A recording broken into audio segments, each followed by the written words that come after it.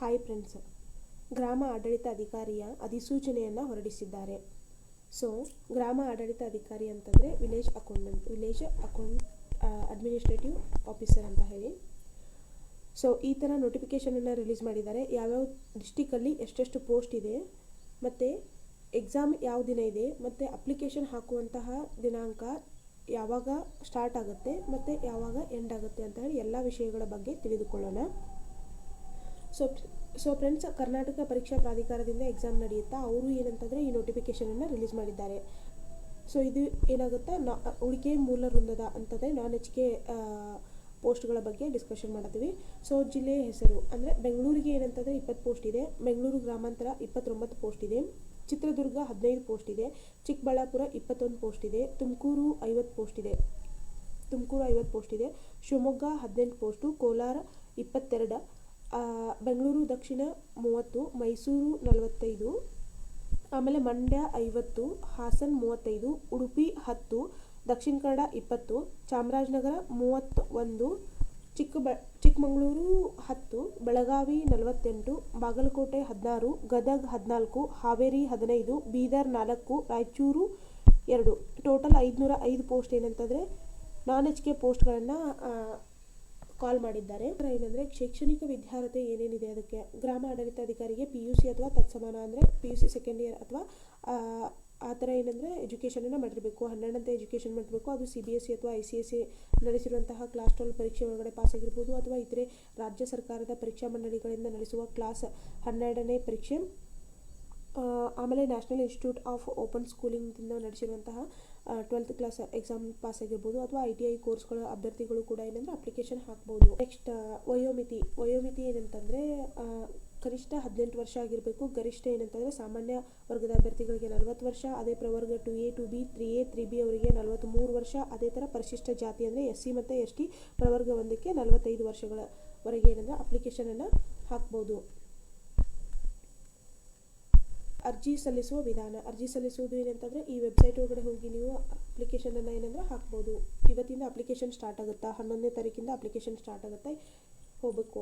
ಇಲ್ಲಿ ಏನಂತಂದರೆ ಅಭ್ಯರ್ಥಿಗಳು ಕೇವಲ ಒಂದು ಜಿಲ್ಲೆಗೆ ಮಾತ್ರ ಅರ್ಜಿ ಸಲ್ಲಿಸಬೇಕು, ಒಂದಕ್ಕಿಂತ ಹೆಚ್ಚು ಜಿಲ್ಲೆಗಳಿಗೆ ಅರ್ಜಿ ಸಲ್ಲಿಸಲು ಅವಕಾಶ ಇರುವುದಿಲ್ಲ. ಸೊ ಏನಂದರೆ ಇದೊಂದು ಕ್ಲಿಯರಾಗಿ ನೋಡ್ಕೋಬೇಕು. ನೀವು ಎಲ್ಲ ಕಡೆ ಅಪ್ಲಿಕೇಶನನ್ನು ಹಾಕಕ್ಕೆ ಬರೋದಿಲ್ಲ, ಯಾಕಂದರೆ ಎಲ್ಲ ಎಕ್ಸಾಮ್ನು ಏನಂತಂದರೆ ಒಂದೇ ದಿನ ನಡೆಯುತ್ತಾ. ಯಾವ ಡಿಸ್ಟಿಕ್ಕಿಗೆ ಹಾಕಿದ್ರೂ ಕೂಡ ನೀವು 2 ಡಿಸ್ಟಿಕ್ ಅಪ್ಲಿಕೇಶನ್ ಹಾಕಿದ್ರೂ ಎಕ್ಸಾಮ್ ಒಂದೇ ದಿನ ಇರುತ್ತಾ, ಒಂದೇ ಡಿಸ್ಟಿಕ್ಕಿಗೆ ನೀವು ಅಟೆಂಡ್ ಆಗಬೇಕಾಗುತ್ತಾ. ಅದಕ್ಕಾಗಿ ಏನಂದರೆ ಅಭ್ಯರ್ಥಿಗಳು ಕೇವಲ ಒಂದು ಜಿಲ್ಲೆಗೆ ಮಾತ್ರ ಅರ್ಜಿ ಸಲ್ಲಿಸಬೇಕು, ಒಂದಕ್ಕಿಂತ ಹೆಚ್ಚು ಜಿಲ್ಲೆಗಳಿಗೆ ಅರ್ಜಿ ಸಲ್ಲಿಸಲು ಅವಕಾಶ ಏನಂದರೆ ಇರೋದಿಲ್ಲ. ಆನ್ಲೈನ್ ಅರ್ಜಿ ಸಲ್ಲಿಸಲು ವೇಳಾಪಟ್ಟಿ. ಆನ್ಲೈನ್ ಮುಖಾಂತರ ಅರ್ಜಿ ಸಲ್ಲಿಸಲು ಪ್ರಾರಂಭಿಕ ದಿನಾಂಕ ಯಾವತ್ತಿದೆ ಅಂತಂದ್ರೆ ಇವತ್ತಿಂದ ಸ್ಟಾರ್ಟ್ ಆಗುತ್ತಾ ಅಂತಂದರೆ 11/7/2026 ಸ್ಟಾರ್ಟ್ ಆಗಿ ಆನ್ಲೈನ್ ಮುಖಾಂತರ ಅರ್ಜಿ ಸಲ್ಲಿಸಲು ಕೊನೆಯ ದಿನಾಂಕ 30/7/2026. ಅರ್ಜಿ ಶುಲ್ಕವನ್ನು ಪಾವತಿ ಮಾಡಲು ಕೊನೆಯ ದಿನಾಂಕ 31/7/2026 ಅಂತಂದರೆ ಇವತ್ತು 11 ಅಂತಂದರೆ ನಿಯರ್ಲಿ ಏನಂತಂದರೆ ಒಂದು 19 ಡೇಸ್ ಏನಂತಂದ್ರೆ ಅವ್ರು ನಮಗೆ ಕೊಟ್ಟಾರ. ನಿಯರ್ಲಿ 20 ಡೇಸ್, 20 ಅಂದರೆ ಪೇಮೆಂಟ್ 31 ಕೊಟ್ಟಾರಲ್ಲ. ಸೊ ಈ ಥರ ಇಷ್ಟೇ ದಿನ ಅಪ್ಲಿಕೇಶನ್ ಹಾಕೋಕ್ಕೆ ಏನಂದರೆ ಅವಕಾಶ ಇರೋದು.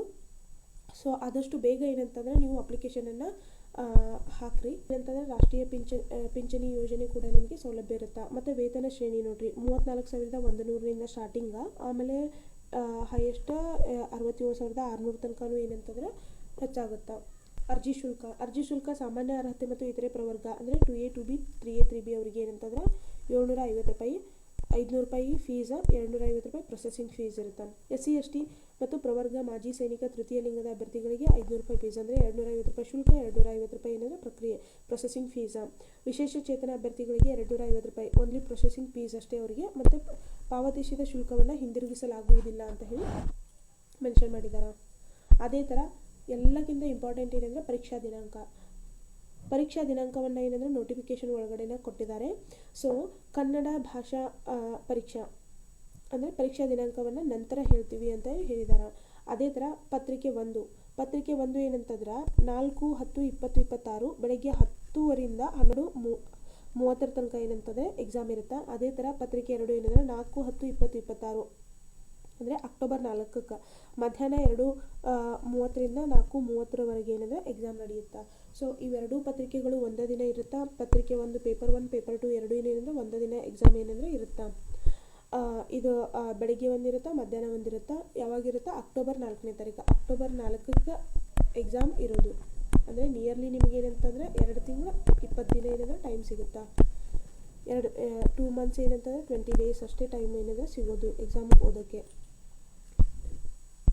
ಸೊ ಸ್ಪರ್ಧಾತ್ಮಕ ಪರೀಕ್ಷಾ ವಿಧಾನ ಏನಂದ್ರೆ ಆಫ್ಲೈನ್ ಮೂಲಕ ನಡೀತೈತಿ ಎಕ್ಸಾಮ್. ಕನ್ನಡ ಭಾಷಾ ಪರೀಕ್ಷೆಯ ನಂತರ ಏನಂದ್ರೆ ಅವರು ಡೇಟ್ ಬಿಡ್ತಾರೆ. ಅಭ್ಯರ್ಥಿಗಳು ಕರ್ನಾಟಕ ಪ್ರೌಢ ಶಿಕ್ಷಣ ಪರೀಕ್ಷಾ ಮಂಡಳಿ ನಡೆಸುವಂಥ SSLC ಪರೀಕ್ಷೆಯಲ್ಲಿ ಅಥವಾ ರಾಜ್ಯ ಸರ್ಕಾರ ಅದಕ್ಕೆ ತತ್ಸಮಾನವೆಂದು ಘೋಷಿಸಿದ ಯಾವುದೇ ಪರೀಕ್ಷೆಯಲ್ಲಿ ಅಥವಾ SSLCಗಿಂತ ಉನ್ನತ ಮಟ್ಟದ ಪರೀಕ್ಷೆಗಳಲ್ಲಿ ಕನ್ನಡ ವಿಷಯವನ್ನು ಪ್ರಥಮ ಅಥವಾ ದ್ವಿತೀಯ ಭಾಷೆಯಾಗಿ ಅಭ್ಯಸಿಸಿದರೆ ಅಥವಾ ಕನ್ನಡ ಮಾಧ್ಯಮದಲ್ಲಿ ಅಧ್ಯಯನ ಮಾಡಿ ಇಂತಹ ಪರೀಕ್ಷೆಗಳು ಪಾಸು ಮಾಡಿದ್ದರೆ ಅಥವಾ ಆಯೋಗ ಅಥವಾ ಇನ್ನಿತರ ಯಾವುದೇ ಆಯ್ಕೆ ಪ್ರಾಧಿಕಾರವು ಈ ಹಿಂದೆ ನಡೆಸಿದ ಕನ್ನಡ ಭಾಷೆಯ ಪರೀಕ್ಷೆಯಲ್ಲಿ ಉತ್ತೀರ್ಣರಾಗಿದ್ದರೆ ಅಂತಹ ಅಭ್ಯರ್ಥಿಗಳಿಗೆ ಕನ್ನಡ ಭಾಷಾ ಪರೀಕ್ಷೆಯಿಂದ ವಿನಾಯಿತಿ ನೀಡಲಾಗುತ್ತದೆ. ವಿನಾಯಿತಿ ಕೊಡ್ತಾರಂತ. ಅಂದರೆ ನೀವು 10th ಕ್ಲಾಸ್ ಒಳಗಡೆ ಫಸ್ಟ್ ಲ್ಯಾಂಗ್ವೇಜ್ ಅಥವಾ ಸೆಕೆಂಡ್ ಲ್ಯಾಂಗ್ವೇಜ್, ಥರ್ಡ್ ಲ್ಯಾಂಗ್ವೇಜ್ ಏನಾದರೂ ಕನ್ನಡ ಭಾಷೆಯನ್ನು ನೀವು ಅಭ್ಯಾಸ ಮಾಡಿದರೆ ನಿಮಗೇನಂತಂದರೆ ವಿನಾಯಿತಿ ಇರುತ್ತೆ. ಇಲ್ಲವಾದಲ್ಲಿ ಕಡ್ಡಾಯ ಕನ್ನಡ ಭಾಷಾ ಪರೀಕ್ಷೆ ಬಹು ಆಯ್ಕೆಯ ಮಾದರಿ ಪ್ರಶ್ನೆಯಾಗಿರುತ್ತೆ. ಅಂದರೆ ಅಬ್ಜೆಕ್ಟಿವ್ ಟೈಪ್ ಇರುತ್ತೆ. ಟೋಟಲ್ 150 ಮಾರ್ಕ್ಸ್ ಇರುತ್ತೆ. ಅಭ್ಯರ್ಥಿಗಳು ಇದರಲ್ಲಿ ಏನಂತಂದ್ರೆ ಕನಿಷ್ಠ ಏನಂತಂದ್ರೆ 50 ಅಂಕಗಳನ್ನ ಪಡ್ಕೋಬೇಕು ಆಗುತ್ತಾ. ಗೈರು ಹಾಜರಾದ ಅಥವಾ ಕನಿಷ್ಠ 50 ಅಂಕಗಳನ್ನ ಗಳಿಸಿದ ಅಭ್ಯರ್ಥಿಗಳ ಆಯ್ಕೆ ಪ್ರಕ್ರಿಯೆಗೆ ಅರ್ಹರಾಗುವುದಿಲ್ಲ. ಅಂತಂದರೆ ನೀವು ಒಂದು ವೇಳೆ first language, second language, third language Kannada ಭಾಷೆಯನ್ನು ಸ್ಟಡಿ ಮಾಡಿಲ್ಲ ಅಂತಂದರೆ ಎಕ್ಸಾಮ್ ನೀವು ಅಟೆಂಡ್ ಆಗಲೇಬೇಕು. ಕಡ್ಡಾಯ ಕನ್ನಡ ಭಾಷಾ ಪರೀಕ್ಷೆಯನ್ನು ಬರೀಬೇಕಾಗುತ್ತಾ. ಒಂದು ವೇಳೆ ನೀವು ಕಡ್ಡಾಯ ಕನ್ನಡ ಭಾಷಾ ಪರೀಕ್ಷೆಯನ್ನು ಗೈರು ಹಾಜರಾದ್ರೆ ಅಥವಾ ಕನಿಷ್ಠ 50 ಅಂಕಗಳನ್ನ ಪಡ್ಕೊಳ್ಳಿಲ್ಲ ಅಂತಂದ್ರೆ ನಿಮಗೆ ಎಕ್ಸಾಮ್ಗೆ ಏನಂದ್ರೆ ನೀವು ಅಲ್ಲಿ GK ಪೇಪರ್ದಾಗ ಮತ್ತು ಪೇಪರ್ 1 ಪೇಪರ್ 2 ಅತಿ ಹೆಚ್ಚು ಮಾರ್ಕ್ಸ್ ತೊಗೊಂಡ್ರೂ ಕೂಡ ನಿಮ್ಮನ್ನ ಕನ್ಸಿಡರ್ ಮಾಡೋದಿಲ್ಲ ಅಂತ ಹೇಳಿದ್ದಾರೆ. ಸೊ ಈ ಪ್ರಶ್ನೆ ಪತ್ರಿಕೆಯನ್ನು SSLC ಹಂತದಲ್ಲಿನ ಪ್ರಥಮ ಭಾಷೆ ಕನ್ನಡವನ್ನು ಮಾನದಂಡವನ್ನಾಗಿಟ್ಟುಕೊಂಡು ಸಿದ್ಧಪಡಿಸಲಾಗುವುದು. ಅಂದರೆ 10th ಲೆವೆಲ್ ಏನಂದ್ರೆ 10th ಲೆವೆಲ್ದಾಗ ಎಕ್ಸಾಮನ್ನು ನಡೆಸ್ತಾರಂತ. ಸೊ ಕಡ್ಡಾಯ ಕನ್ನಡ ಭಾಷಾ ಪರೀಕ್ಷೆಯಲ್ಲಿ ಪಡೆದ ಅಂಕಗಳ ಜ್ಯೇಷ್ಠತೆಯ ಅಥವಾ ಹುದ್ದೆಗಳ ಆಯ್ಕೆಗೆ ಪರಿಗಣಿಸುವುದಿಲ್ಲ. ಅಂದರೆ ಇದರೊಳಗಡೆ ಎಷ್ಟೋ ಮಾರ್ಕ್ಸ್ ತೊಗೊಂಡ್ರೂ ಕೂಡ ಜಸ್ಟ್ ಫಾರ್ ಏನಂತಂದರೆ ಇದು ಪಾಸಿಂಗ್ ಮಾರ್ಕ್ಸ್. ಅಂದರೆ 50 ಮಾರ್ಕ್ಸ್ಗಿಂತ ಹೆಚ್ಚು ತೊಗೊಂಡ್ರೆ ಮುಗೀತು. ಅದಕ್ಕಿಂತ ಏನಂತಂದ್ರೆ ಕಡಿಮೆ ತೊಗೊಂಡ್ರೆ ನಿಮ್ಮನ್ನ ಕನ್ಸಿಡರ್ ಮಾಡೋದಿಲ್ಲ. ಅದೇ ಥರ 50 ಮಾರ್ಕ್ಸ್ಗಿಂತ ಹೆಚ್ಚು ತೊಗೊಂಡ್ರೆ ಜಸ್ಟ್ ನೀವೇನಂತಂದ್ರೆ ಪಾಸ್ ಆದಂಗೆ ನಿಮ್ಮನ್ನೇನಂತಂದ್ರೆ ಕನ್ಸಿಡರ್ ಮಾಡ್ತಾರೆ. ಪ್ರಶ್ನೆ ಪತ್ರಿಕೆ ಹಾಗೂ ಪಠ್ಯಕ್ರಮ ಒಂದು ಏನಂದ್ರೆ ಪೇಪರ್ 1ದಾಗ ಏನಿರುತ್ತೆ ಅಂತಂದರೆ ಸಾಮಾನ್ಯ ಜ್ಞಾನ. ಅಂದರೆ ಪ್ರಚಲಿತ ಘಟನೆಗಳಿಗೆ ಸಂಬಂಧಿಸಿದ ಸಾಮಾನ್ಯ ಜ್ಞಾನದ ವಿಷಯಗಳು. ದೈನಂದಿನ ಅಂದರೆ ಕರೆಂಟ್ ಅಫೇರ್ಸ್ ಇರುತ್ತೆ. ಭಾರತ ಸಂವಿಧಾನದ ಸ್ಥೂಲ ನೋಟದ ವಿಷಯಗಳು, ವಿಶೇಷವಾಗಿ ಕರ್ನಾಟಕಕ್ಕೆ ಸಂಬಂಧಿಸಿದ ಭಾರತದ ಇತಿಹಾಸ. ಆಮೇಲೆ ಕರ್ನಾಟಕಕ್ಕೆ ಸಂಬಂಧಿಸಿದ ಭಾರತದ ಭೂಗೋಳ ವಿಷಯ ಮತ್ತು ರಾಜ್ಯ ಹಾಗೂ ಪ್ರಾದೇಶಿಕ ಆಡಳಿತ ಕುರಿತು ವಿಷಯಗಳು ಮತ್ತು ಗ್ರಾಮೀಣಾಭಿವೃದ್ಧಿ, ಪಂಚಾಯತ್ ರಾಜ್ಯ ಸಂಸ್ಥೆಗಳ ಮತ್ತು ಗ್ರಾಮೀಣ ಸಹಕಾರ ಸಂಸ್ಥೆಗಳಿಗೆ ಸಂಬಂಧಿಸಿದ ಉಪಕ್ರಮಗಳನ್ನು ಒಳಗೊಂಡಂತೆ ಕರ್ನಾಟಕದ ಆರ್ಥಿಕತೆ ಅಭಿವೃದ್ಧಿ ಕುರಿತು ವಿಷಯಗಳು, ಕರ್ನಾಟಕ ಸಂಬಂಧಿ ಸಮಸ್ಯೆಗಳು ಮತ್ತು ಅಭಿವೃದ್ಧಿ ಕುರಿತ ವಿಷಯಗಳು. ಈ ಥರ ಏನಂದ್ರೆ ಟೋಟಲ್ 100 ಕ್ವಶನ್ಸ್ ಇರುತ್ತೆ, 100 ಮಾರ್ಕ್ಸ್ ಇರುತ್ತೆ, 2 ಗಂಟೆ ಟೈಮ್ ಕೊಡ್ತಾರೆ. ಅದೇ ಥರ ಪೇಪರ್ 2 ಏನಂತಂದ್ರೆ ಸಾಮಾನ್ಯ ಕನ್ನಡ ಇರುತ್ತೆ, ಜನರಲ್ ಕನ್ನಡ, ಜನರಲ್ ಇಂಗ್ಲೀಷ್ ಮತ್ತು ಇದು ಕಂಪ್ಯೂಟರ್ ಇರುತ್ತೆ. ಸೊ ಕನ್ನಡ, ಕಂಪ್ಯೂಟರ್ ಮತ್ತು ಇಂಗ್ಲೀಷ್ 3 ಏನಂತಂದ್ರೆ ಇರುತ್ತೆ. ಟೋಟಲ್ ಏನಂತಂದ್ರೆ ಆಮೇಲೆ 100 ಕ್ವಶನ್ಸ್ ಇರುತ್ತೆ, 100 ಮಾರ್ಕ್ಸ್ ಇರುತ್ತೆ. ಇದಕ್ಕೂ 2 ತಾಸು ಟೈಮ್ ಕೊಡ್ತಾರೆ, ಅದಕ್ಕೂ 2 ತಾಸು ಟೈಮ್ ಕೊಡ್ತಾರೆ, ಇದಕ್ಕೂ 2 ತಾಸು ಟೈಮ್ ಕೊಡ್ತಾರೆ. ಸ್ಪರ್ಧಾತ್ಮಕ ಪರೀಕ್ಷೆಯಲ್ಲಿ ಅಭ್ಯರ್ಥಿಯು ಅರ್ಹತೆಯ ಕನಿಷ್ಠ ಏನಂದರೆ 35% ಅಂಕಗಳನ್ನ ಗಳಿಸುವುದು ಕಡ್ಡಾಯವಾಗಿರುತ್ತದೆ. ಕನಿಷ್ಠ ಅಂಕಗಳು ಗಳಿಸಿದ ಅಭ್ಯರ್ಥಿಗಳು ಆಯ್ಕೆಗೆ ಅನರ್ಹರಾಗಿರ್ತಾರೆ. ಸೊ ಏನಂದರೆ ಟೋಟಲ್ ನೀವು ಏನಂತಂದರೆ 35% ಮಾರ್ಕ್ಸ್ ಆದರೂ ನೀವು ತೊಗೋಬೇಕು. ನೆಕ್ಸ್ಟ್ ಬಂದುಬಿಟ್ಟು ನೆಗೆಟಿವ್ ವ್ಯಾಲ್ಯೂಯೇಷನ್ ಇರುತ್ತೆ. ನೆಗೆಟಿವ್ ವ್ಯಾಲ್ಯೂಯೇಷನ್ ಏನಂತಂದರೆ ಇರುತ್ತೆ, ಅಬ್ಜೆಕ್ಟಿವ್ ಟೈಪ್ ಇರುತ್ತೆ. 4 ಏನಂತಂದರೆ ಉತ್ತರಗಳಿರ್ತಾವೆ. ಅದರೊಳಗಡೆ ನೀವು ಒಂದು ಏನಾದರೂ ತಪ್ಪು ಮಾಡಿದ್ರೆ ಅಂತಂದರೆ ಒಂದು ಕ್ವಶನ್ ತಪ್ಪು ಮಾಡಿದರೆ 0.25 ಏನಂತಂದರೆ ಕಟ್ ಆಗುತ್ತೆ. ಅದೇ ಥರ 5ನೇ ಆಯ್ಕೆಯನ್ನು ಕೊಟ್ಟಿರ್ತಾರೆ. 5ನೇ ಆಯ್ಕೆಯನ್ನು ಯಾವಾಗ ನೀವು ತುಂಬಬೇಕಂತಂದರೆ ಯಾವುದೂ ಪ್ರಶ್ನೆಗೆ ಉತ್ತರವನ್ನು ನೀವು ಕೊಟ್ಟಿಲ್ಲ ಅಂತಂದರೆ ಬೆಲ್ ಆದ ನಂತರ 5 ನಿಮಿಷ ಟೈಮ್ ಕೊಟ್ಟಿರ್ತಾರೆ. ಅದರೊಳಗಡೆ ನೀವು ಏನಂತಂದ್ರೆ ಈ 5ನೇ ಆಪ್ಷನನ್ನು ಏನಂತಂದ್ರೆ 1, 2, 3, 4, 5 ಇರುತ್ತಲ್ಲ, ಈ 5th ಆಪ್ಷನನ್ನು ನೀವು ತುಂಬಬೇಕಾಗುತ್ತೆ. ಹಂಗೇನಾದರೂ ನೀವು ತುಂಬಲಿಲ್ಲ ಅಂದರೆ 0.25 ಮಾರ್ಕ್ಸನ್ನು ಕಟ್ ಮಾಡ್ತಾರೆ. ಅದೇ ಥರ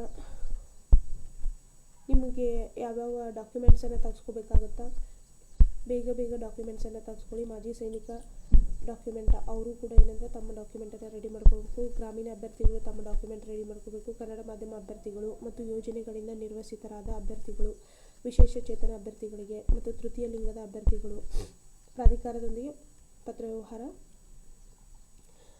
ಪ್ರಾಧಿಕಾರವು ಅಭ್ಯರ್ಥಿಗಳೊಂದಿಗೆ ಯಾವುದೇ ವ್ಯವಹಾರವನ್ನು ನಡೆಸುವುದಿಲ್ಲ. ಆದ್ದರಿಂದ ಅಭ್ಯರ್ಥಿಗಳು ಅರ್ಜಿ ಭರ್ತಿ ಮಾಡುವಾಗ ಜಾಗರೂಕತೆಯಿಂದ ಭರ್ತಿ ಮಾಡತಕ್ಕದ್ದು. ಅಭ್ಯರ್ಥಿಗಳು ಪ್ರಾಧಿಕಾರದೊಂದಿಗೆ ಸಂಪರ್ಕಿಸಲೇಬೇಕಾದ ಸಂದರ್ಭದಲ್ಲಿ ತಮ್ಮ ಮನವಿಯನ್ನು ಈ ಕೆಳಕಂಡ ಮಾಹಿತಿಗಳನ್ನು ಒಳಗೊಂಡಿರಬೇಕು. ಅರ್ಜಿ ಸಂಖ್ಯೆ ಮತ್ತು ಹುದ್ದೆಯ ವಿಷಯದ ಅಂದರೆ ಹುದ್ದೆಯ ಹೆಸರು ಮತ್ತು ಅಭ್ಯರ್ಥಿಯ ಪೂರ್ಣ ಹೆಸರು ಮತ್ತು ಅಭ್ಯರ್ಥಿಯ ನಮೂದಿಸಿದ ಅಂಚೆ ವಿಳಾಸ.